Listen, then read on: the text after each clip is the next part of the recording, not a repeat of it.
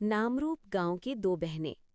नामरूप ये गांव दिन में जितना शांत लगता था, रात में उतना ही डरावना हो जाता था। सूरज ढलते ही यहाँ के रास्ते सुनसान हो जाते और लोग अपने दरवाजे बंद कर लेते।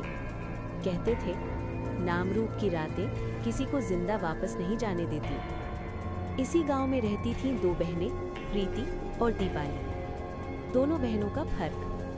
प्रीति बड़ी थी, समझदार, साहसी और जिम्मेदार।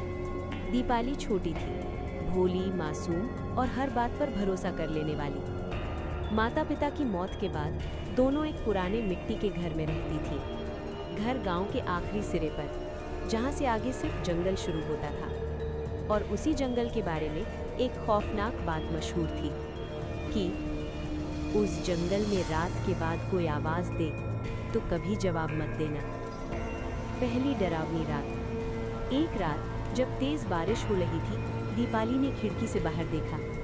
अचानक दीपाली, किसी ने उसका नाम पुकारा। आवाज औरत की थी, बहुत मीठी लेकिन ठंडी। दीपाली ने घबराकर कहा, दीदी, किसी ने मुझे आवाज दी। प्रीति चौंकी।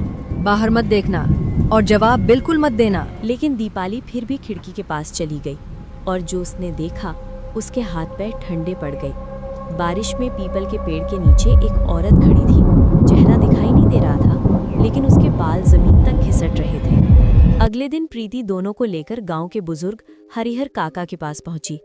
काका ने कांपती आवाज में कहा, वो सुहागन छाया है जिसकी मौत बरसों पहले जंगल में हुई थी। वो छोटी लड़कियों को अपने वश में करती है। अगर वो किसी को छू ले तो? काका का चेहरा पीला पड़ गया। तो उसकी आत्मा धीरे धीरे बदलने लगती है। प्रीति का दिल बैठ गया। दीपाली का बदलना। उस रात के बाद दीपाली बदलने लगी। वो आईने से बातें करने लगी, रात को हंसने लगी। उसके पैरों में अचानक लाल रंग दिखने लगा। एक रात प्रीति ने देखा, दीपाली सोते सोते बुदबुदा रही थी, माँ, मुझे अपने साथ ले चलो। लेकिन उनकी माँ तो कब की मर चुकी थी। आईने का राज। आधी रात प्रीति की नींद खुली। कमरे में दिए की लौ अपने आप हिल रही थी।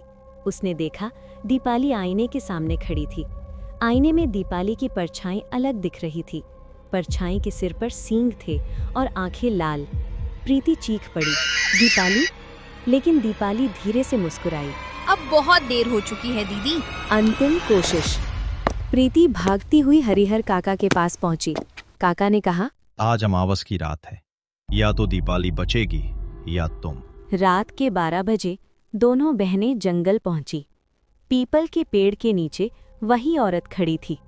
उसकी आवाज गूंजी, छोटी बहन मेरी है। प्रीति ने कांपते हाथों से मंत्र पढ़ा और दिए को जमीन पर रख दिया।